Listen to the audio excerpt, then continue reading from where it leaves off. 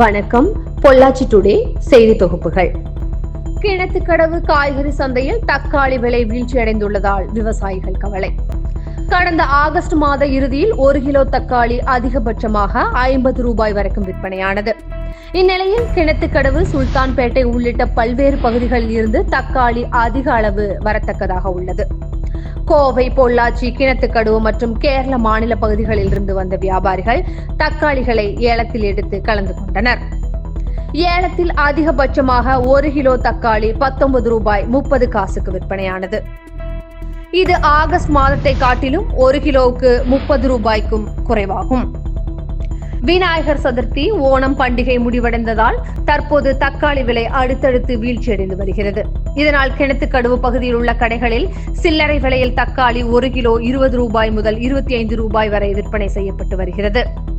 விலை வீழ்ச்சியால் தக்காளி பயிரிட்டுள்ள விவசாயிகள் கவலை அடைந்துள்ளனர்.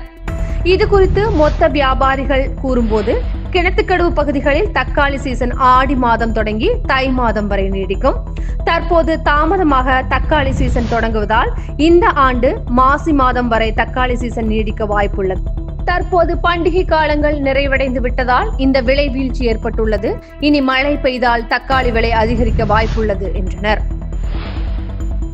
பொள்ளாச்சி சார் ஆட்சியர் அலுவலகத்தில் பாதுகாப்பு கோரி திருமணம் ஆன காதல் ஜோடிகள் தஞ்சம்.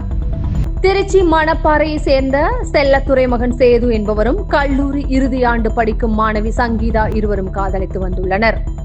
காதலிக்கின்ற விவரம் வீட்டில் உள்ள பெற்றோருக்கு தெரிய வந்ததால் இருவரும் வெவ்வேறு சமூகங்களை சார்ந்தவர்கள் என்பதால் பெண்ணின் பெற்றோர்கள் எதிர்ப்பு தெரிவித்ததாக தெரிகிறது.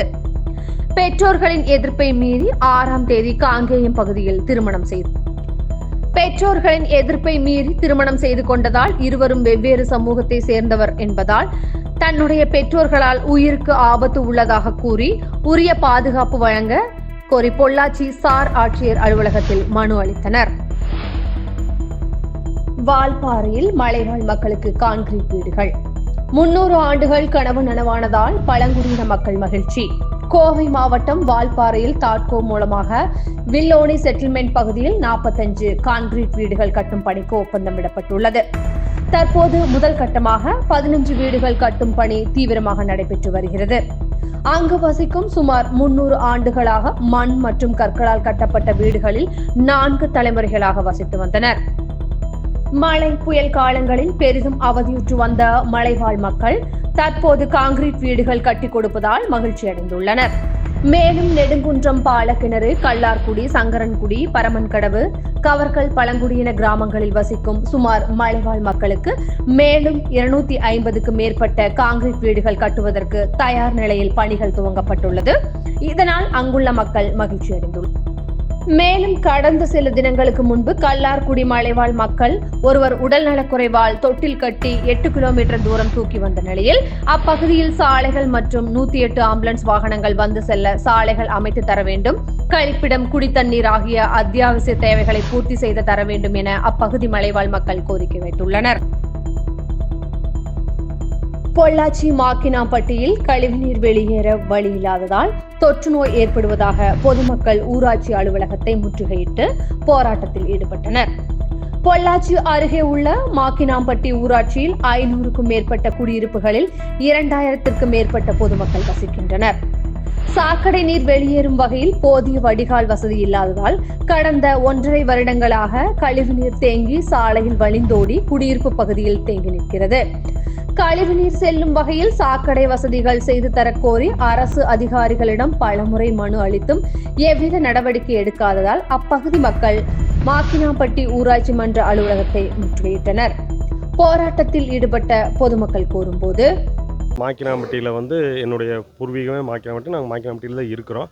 இப்போ இங்கே பார்த்திங்கன்னா கடந்த 1 வருட காலமாக பார்த்திங்கன்னா மெயின் ரோடு மாக்கினாம்பட்டியோடைய ஆதார ரோடு இதுதான். அதை பொள்ளாச்சியிலேருந்து நம்ம உள்ளே வர்ற ரோடு. அந்த ரோட்டில் பார்த்திங்கன்னா ஃபுல்லாக ட்ரைனேஜ் வாட்டர் ரோட்டில் போயிட்டுருக்கு. அங்கே எந்த ஒரு ட்ரைனேஜ் சிஸ்டம் இல்லை. நாங்கள் பார்த்திங்கன்னா அங்கே இருக்கிற குடியிருப்பு பார்த்திங்கன்னா காந்தி நகர், பொன் நகர், பிள்ளையார் நகர், இந்த மாதிரி ஒரு குடியிருப்பு வாசிகள் நாங்கள் ஒரு 500 குடும்பம் அங்கே இருக்கிறோம். ஆனால் பார்த்திங்கன்னா அங்கே எங்களுக்கு எந்த ஒரு ட்ரைனேஜ் ஸ்டோரேஜும் இல்லை. அங்கே வர்ற தண்ணி கழிவு தண்ணி அத்தனையுமே ரோட்டில் தான் நிற்கிது.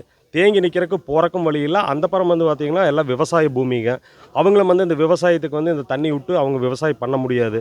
அதனால் அந்த ஸ்டோரேஜ்லேருந்து பார்த்திங்கன்னா காலையில் நேரத்தில் வந்து பார்த்திங்கன்னா அத்தனை பேர் வர்றவங்க அத்தனை பேர்த்தோட இதிலும் வந்து பார்த்திங்கன்னா ஸ்கூலுக்கு போகிறவங்க எல்லாம் மெயின் ரோட்டில் வரும்போது அவங்கெல்லாம் வந்து வலிக்கிட்டு விழுகிறது, அந்த மாதிரி தண்ணி அவங்க மேலே தெளிக்கிறது, இந்த மாதிரி நிறைய இஷ்யூ இருக்குது. இப்போ வந்து பார்த்திங்கன்னா ஃபுல்லாக டெங்கு வந்து அந்த ஸ்டோரேஜ் தண்ணியிலேருந்து எல்லாத்துக்கும் ஃபீவர், டெங்கு அந்த மாதிரியான ஒரு இது வந்து வந்துட்டுருக்கு. இனி கொஞ்ச நாள் வந்து அது அரசு அதிகாரி இதை கண்டுக்காமல் விட்டுட்டிங்கன்னா அத்தனை குடிநீர்லேயும் கலந்து மக்களுக்கு தேவையில்லாத சில உபாதைகள்லாம் வர்றதுக்கெல்லாம் வாய்ப்பு இருக்குது. அதனால் இதையெல்லாம் வந்து எங்களுக்கு போர்க்கால அடிப்படையில் வந்து நீங்கள் தீர்வு காணணும். நாங்களும் வந்து முறைப்படி எல்லாத்துக்கிட்டும் இல்லாத அதிகாரி இல்லை எங்களுடைய லெட்டரை நாங்களும் வந்து மன்றாடி போராடிட்டு இருக்கிறோம். ஆனால் வந்து இதுக்குண்டான சொல்யூஷன் வந்து யாருமே எங்களுக்கு வந்து தீர்வே தரல. நாங்கள் கடைசி முடிவாக வந்து நாங்கள் வந்து பஞ்சாயத்தை முற்றுகிறத தவிர்த்து எங்களுக்கு வேறு வழி இல்லை. ஏன்னா நாங்கள் வந்து வழி இல்லாமல் தான் இந்த மாதிரி இருக்கிறோம். அதனால் கண்டிப்பாக அதிகாரிகள்லாம் வந்து எங்களுக்கு ஒரு கருணையின் அடிப்படையாக இல்லை இந்த பொதுமக்களை காப்பாற்றணுங்கிற ஒரு எண்ணத்திலேயாவது தயவு கூர்ந்து எங்களுக்கு இது ஒரு நல்ல ஒரு தீர்வை தரணுங்கிறத சொல்லி நாங்கள் வேண்டி கேட்டுக்கிறோம். அதனால் வந்து இதை வந்து நீங்கள் அலட்சியமாக எடுத்துட்டிங்கன்னா கண்டிப்பாக சொல்கிறேன், இங்கே இருக்கிறவங்களுக்கெல்லாம் வந்து ஜுரம் அந்த மாதிரி பிரச்சனைகளை வந்து கண்டிப்பாக எல்லாருமே அவதிப்பட சூழல் வந்துடும். அதனால் இதுக்கு எங்களுக்கு ஒரு தீர்வு தருமாறு உங்களை கேட்டுக்கிறோம். செய்தி தொகுப்புகள் இத்துடன் நிறைவடைகிறது. மேலும் தொடர்வதற்கு இந்த சேனலை சப்ஸ்கிரைப் செய்து கொள்ளவும்.